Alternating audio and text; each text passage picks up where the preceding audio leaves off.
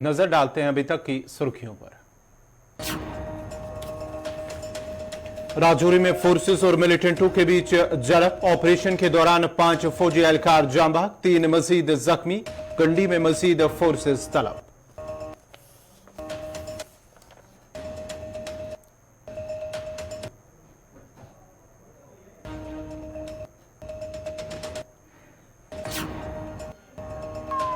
खित्ते पीर पंचाल में तीसरे हफ्ते में दूसरा बड़ा ऑपरेशन। पैरा कमांडोज और हेलीकॉप्टर्स की खिदमत हासिल। जगह जगह checking Tej. Line of control पर अलर्ट बरकरार।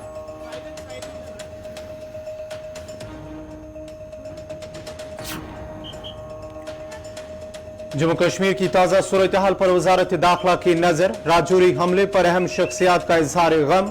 मौके पर डीजीपी एडीजीपी जम्मू मौजूद। गोवा में शंघाई ताउन तंजीम का इजलास इख्ताम पजीर। दहशतगर्दी के मामले पर तमाम ममालिक यकजुमा। भारत पाकिस्तान के दरमियान नहीं हुए बाहमी मुज़ाकरा।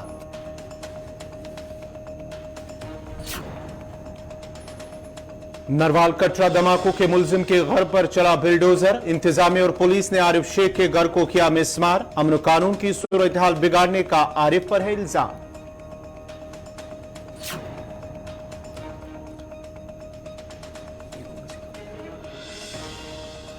जम्मू के अंदर एहतजाजों का सिलसिला आज भी रहा जारी। कई इलाकों के अंदर एहतजाजी मुजाहिरे, मुतालबात इंतजामिया के नोटिस। किश्तवाड़ में मां ने रिश्तों को किया तार तार। 2 साला बच्ची का तेजदार हथियार से किया कत्ल। पुलिस ने मां को किया गिरफ्तार।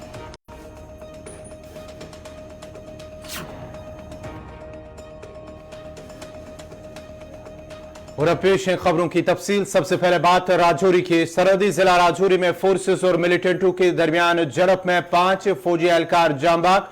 पुलिस का कहना है कि राजौरी कंडी के केसरी इलाके में मिलिटेंटों की मौजूदगी की एक मुस्तदिका इतला मिलने पर फोर्सेस ने इलाके में सर्च ऑपरेशन शुरू किया। इस मौके पर जो ही फोर्सेस उस मकाम पर पहुंचे जहां मिलिटेंट मौजूद थे तो मिलिटेंटों ने फोर्सेस की तलाशी पार्टी पर गोलियां चलाई। जिस दौरान फोर्सेस और मिलिटेंटों के दरमियान गोलियों का तबादला शुरू हुआ। गोलियों के इस तबादले में 6 फौजी एहलकार जख्मी हुए, जिनमें 2 एहलकार जख्मों की ताब न लाते हुए पहले दम तोड़ बैठे। उसके बाद ही फौज की जानिब से भी एक बयान सामने आया है। जिला राजौरी के कंडी इलाके में फौजी बयान के मुताबिक जारी तसादुम के दौरान मिलिटेंटों का धमाका खेज मवाद फटने से जख्मी मजीद 3 फौजी एहलकार दम तोड़ गए, जिसके बाद हलाकतों की कुल तादाद 5 तक पहुंच गई। इधर दिफाई तर्जुमान की जानिब से जारी बयान में बताया गया कि राजौरी सेक्टर के कंडी जंगल में मिलिटेंटों की मौजूदगी की मखसूस इत्तला पर 3 मई को एक मुश्तरका ऑपरेशन शुरू किया गया था, जो आज ऑपरेशन एनकाउंटर में तब्दील हुआ। सिक्योरिटी फोर्सेस की तलाशी टीम ने इलाके में ऑपरेशन शुरू किया और इस दौरान झड़प शुरू हुई। मिलिटेंटों ने जवाबी कार्रवाई में एक धमाका खेज डिवाइस से हमला किया, जिसमें 5 एहलकारों की अब तक जान चली गई है, जबकि 3 दीगर इस वक्त जख्मी हैं जो फौजी अस्पताल में जेर इलाज हैं। बयान के मुताबिक आसपास के इलाकों से इजाफी टीमों को तसादुम की जगह पर रवाना किया गया है। जख्मी एहलकारों को निकालकर कमांड अस्पताल उधमपुर ले जाया गया, जहां वो जेर इलाज हैं। इधर फौजी बयान के मुताबिक इलाका पथरीली और खड़ी चट्टानों के साथ घने पौधों से भी भरा हुआ है। जम्मू कश्मीर पुलिस के सरबराह दिलबाग सिंह के साथ साथ एडीजीपी जम्मू मुकेश सिंह भी राजौरी पहुंच गए हैं। इस खबर पे तफसीलात के लिए सीधा राजौरी चलते हैं, जहां हमारे साथ है जमशीद मलिक। जमशीद, जरा अपडेट कीजिएगा, क्या कुछ दिन भर की सूरत हाल रही है, अभी तक का ताजा अपडेट क्या कुछ है? और बिल्कुल दिन भर की सूरत हाल कशीदा ही बनी रही, जहां सुबह से 8:30 बजे के बाद इस तरह की खबर आई थी कि कंडी इलाके में सर्च ऑपरेशन के दौरान फौज पर मिलिटेंटों ने हमला किया है, जिसमें पहले 2 और बाद में 3 मजीद और जवान जाँ बहक हुए। इस तरह इस हमले में भी 5 जवानों ने अपनी जानें गंवाई। याद रहे कि 20 अप्रैल को जो हमला हुआ था भाटा दुनिया में, उसमें भी 5 फौजी जवानों ने अपनी जानें गंवाई थी और आज भी 5 जवानों की जान गई। उसके बाद पूरे इलाके में बड़े पैमाने पर सर्च ऑपरेशन चलाया जा रहा है। हालांकि हवाई निगरानी भी की जा रही है, हेलीकॉप्टर भी इस जंगल के ऊपर मंडराते नजर आए, ड्रोन के जरिए भी इस जंगल पर नजर रखी जा रही है। उसके बाद डीजीपी एडीजीपी ने भी मौके का दौरा किया, या फौज के अफसरान की बात करें वो भी मौके पर पहुंचे। उसके बाद इस वक्त की हालात ऐसे, अभी भी जंगल को पूरी तरह मुहासरे में लिया गया है, क्योंकि रात हो चुकी है। रात के वक्त देखते हुए पूरे जंगल को मुहासरे में लिया गया है। मगर जिस तरह ये खबर सामने आई थी, क्योंकि सुबह 8:30 बजे इनकाउंटर शुरू हुआ, मगर 9:15 या 9:30 के बाद गोलियों की आवाजें नहीं सुनाई दी। उसके बाद पूरी तरह खामोशी देखने को मिली है। मगर जंगल को पूरी तरह अभी तक मुहासरे में लिया गया। उसके बाद अगर राजौरी जिला की बात करें, जम्मू पुंछ हाईवे की बात करें, दोनों तरफ हम देख रहे हैं कि सिक्योरिटी काफी अलर्ट कर दी गई है, जहां आने जाने में लोगों की अब चेकिंग के साथ साथ उनके शनाख्ती कार्ड भी चेक किए जा रहे हैं। गौर एक चीज और भी बताइएगा, ऑपरेशन के दौरान चूंकि तस्वीरें भी जो दिन भर आप हमें भेजते रहे और मुख्तलिफ इलाकों के अंदर फिजिकली ऑपरेशन तो जमीन पर चल रहा था, लेकिन साथ साथ टेक्नोलॉजी का भी भरपूर इस्तेमाल हुआ है, इस तरह की इतलात हैं, बिलखुसूस कमांडोज या हेलीकॉप्टर्स का इस्तेमाल जो है इस इलाके के अंदर किया जा रहा है। तो इसका मतलब ये समझें कि ये ऑपरेशन जो फौजी बयान के मुताबिक 3 मई को शुरू हुआ है, ये तवील मुद्दत तक चलने वाला ऑपरेशन है, ठीक वैसे ही जैसा भाटा दूरिया के जंगलात में हुआ है। ऐसे बिल्कुल इस तरह ही कह सकते हैं, क्योंकि ये जंगल भी बहुत ज्यादा घना जंगल है। हालांकि जिन जवानों की हलाकत हुई है उनमें जम्मू कश्मीर का भी रहने वाला, अखनूर का रहने वाला एक जवान भी है, वो भी पैरा कमांडो का एहलकार था जिसकी हलाकत हुई है। उसके बाद इस जंगल की अगर बात करें, क्योंकि इससे पहले भी इस जंगल के अंदर इसी तरह का एक इनकाउंटर पहले भी हुआ था और उस वक्त मौसम खराब होने का फायदा मिलिटेंटों ने उठाया था और भाग निकलने में कामयाब हुए थे। क्योंकि इस जंगल की जहां तक बात है, पहाड़ी इलाका है, घना जंगल है, बैक साइड इसके बिल्कुल रियासी अजला लगने वाला इलाका है, घना जंगल और आबादी ना होने के कारण भी इस जंगल के अंदर काफी मुश्किलें हैं। और दूसरी बड़ी बात यह रही कि मिलिटेंसी के दौरान या शिकार पर पाबंदी के दौरान इस जंगल की तरफ लोगों को रुख करने के लिए मना किया गया था, जिस कारण जंगल घना होने के कारण इसके अंदर झाड़ियां भी बहुत ज्यादा घनी हो चुकी हैं, जिसकी वजह से इस तरह का हमला मुमकिन हो पाया। क्योंकि सर्च ऑपरेशन के दौरान ये खबर सामने आई थी कि देर रात को इस जंगल को मुहासरे में लिया गया था और सुबह इस जंगल के अंदर जब दाखिल हुए गए तो उसके बाद मिलिटेंटों की तरफ से सेना पर फायरिंग की गई है, जिसमें पहले 2 एहलकार जख्मी और बाद में ये भी फौज की तरफ से बयान जारी किया गया है कि बारूदी मवाद का इस्तेमाल भी। अच्छा, एक चीज और भी बताइएगा जमशीद, अब ये खदशात क्या है सिक्योरिटी एजेंसियों को? पिछला ऑपरेशन जो था वो तकरीबन 3 हफ्ते मुकम्मल होने लगे, वहां पर जारी था। दूसरी तरफ इसी साल के पहले 24 घंटों के दौरान ढांगरी के अंदर जो हुआ, क्या खदशात ये भी हैं कि शायद मिलिटेंटों के अलग अलग जगहों पर अलग अलग ग्रुप्स हो सकते हैं? इस तरह की कोई जानकारी है जिसका हम नतीजा माने कि अलग अलग जगहों पर सर्च ऑपरेशन और बाद में अचानक वो एनकाउंटर में तब्दील होते हुए, या फिर पुलिस राय ये भी बता रहा है कि वो जो पुंछ के अंदर कार्रवाई हुई थी उसके एक हिस्से के तौर पर इस ऑपरेशन को भी माना जाए? ऐसे बिल्कुल जिस तरह पहले ये कहा जा रहा था कि भाटा दुबिया का जो इनकाउंटर था ये वही मिलिटेंट हो सकते हैं, इस तरह की खबरें पहले सामने आई थी। मगर इस इलाके की अगर बात करें या इस पूरे रेंज को देखा जाए, क्योंकि ये वो रेंज है जो ढांगरी में 1 जनवरी को हुआ, ये पूरा वही इलाका बैक साइड इसके पड़ने वाला कंडी इलाका है जहां 1 जनवरी को अटैक हुआ था। मगर उसके बाद इस पूरे इलाके में बड़े पैमाने पर मुख्तलिफ जगहों पर सर्च ऑपरेशन चलाए जा रहे थे, क्योंकि ये खबर भी सामने आती जा रही थी लगातार कि मिलिटेंटों की मौजूदगी की खबरें भी सामने आई थी, जिसके बाद जम्मू कश्मीर पुलिस की तरफ से 10 लाख रुपए का इनाम रखा गया था और यह भी कहा गया था कि जो शख्स इनकी इतला देगा उसकी शनाख्त भी जाहिर नहीं की जाएगी और लगातार इस तरह की खबरें भी सामने आ रही थी। उसके बाद राजौरी के मुख्तलिफ इलाकों की बात करें, बड़े पैमाने पर सर्च ऑपरेशन चलाए जा रहे हैं, क्योंकि इसी हफ्ते की अगर बात करें डीजीपी दिलबाग सिंह और एडीजीपी ने राजौरी का पहले भी दौरा किया, मगर वो राजौरी के दरहाल इलाके में गए थे जहां पहले ही सर्च ऑपरेशन चलाया जा रहा था। मगर इस सर्च ऑपरेशन के हवाले से जो हमारे पास खबर आई थी कल ही देर रात को शुरू किया गया था, जो आज सुबह इनकाउंटर में तब्दील हुआ।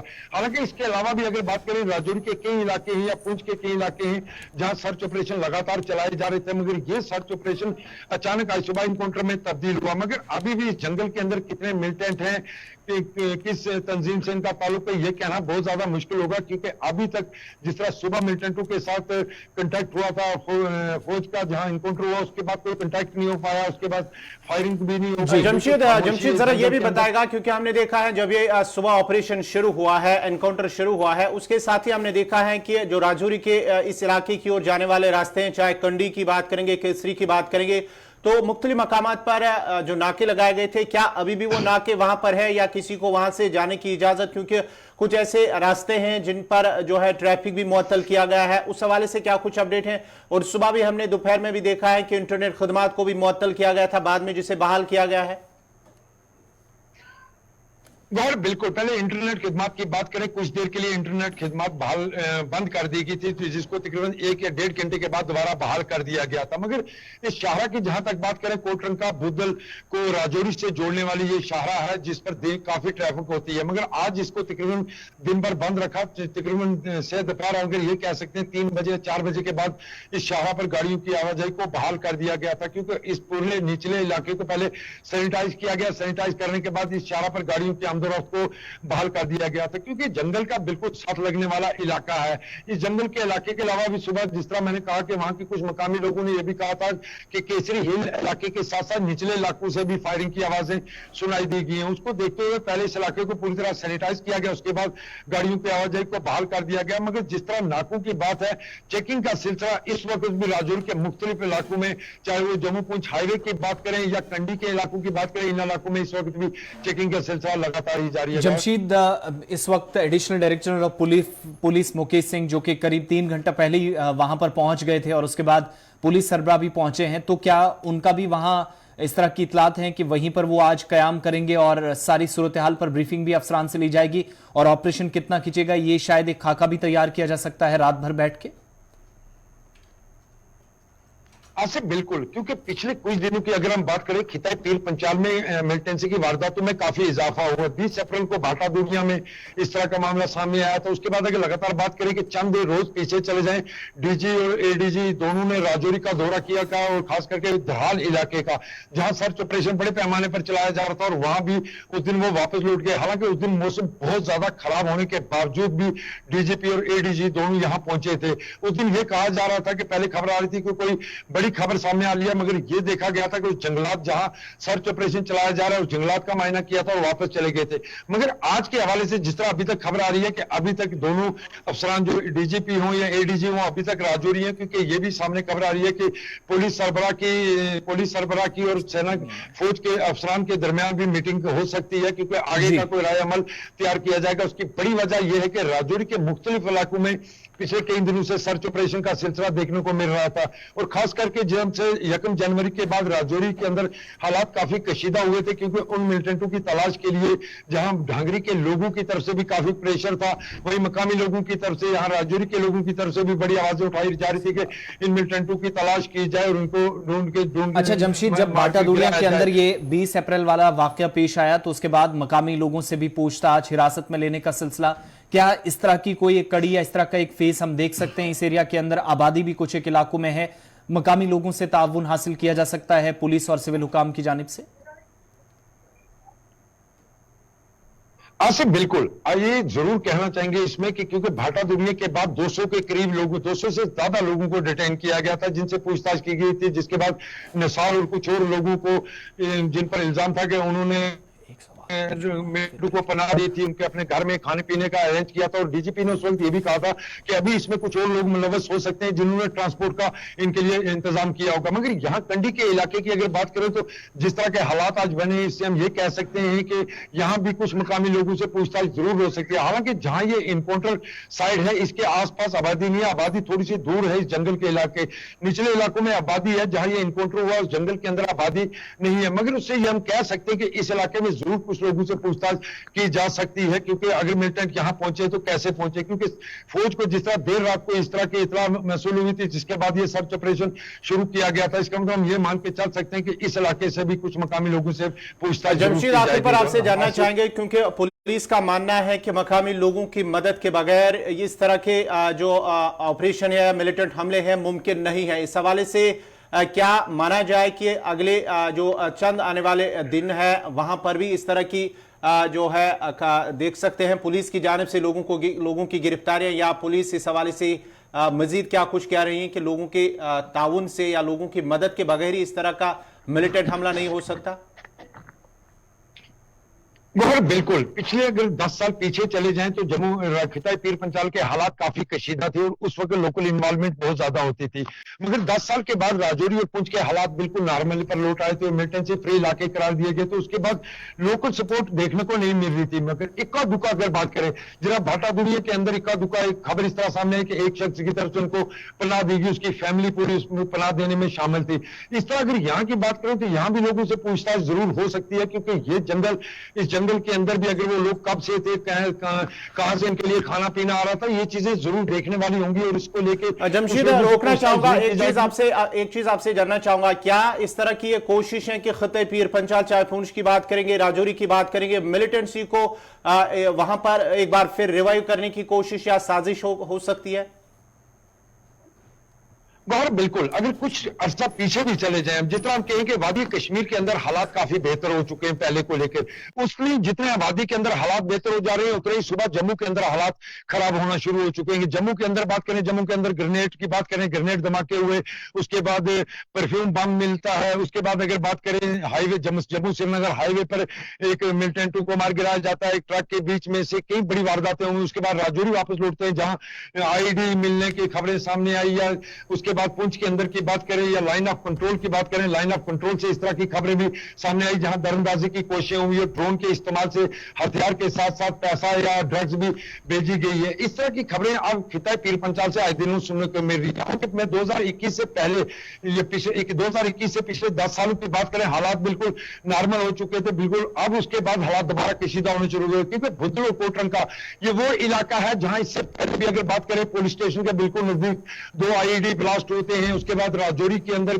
भाजपा के एक लीडर के घर पर ग्रेनेड धमाका होता है, मगर उस धमाके में या उस आईडी में जो शख्स मुलव्वस था उसको गिरफ्तार कर लिया गया था, तालिब शाह को, जिसको रियासी से बाद में हिरासत में लिया गया था। मगर उसके बाद जो हालात खिता के अंदर बने, उसके बाद राजौरी के अंदर आईडी लगाई गई, उसके इल्जाम में भी एक शख्स को, 2 नौजवानों को हिरासत में लिया गया। उसके बाद अगर बात करें बाटा दुनिया में हुए इनकाउंटर में, बाटा दुनिया के इनकाउंटर में भी नसार के साथ उसकी फैमिली के भी कुछ अफराद को हिरासत में लिया गया है।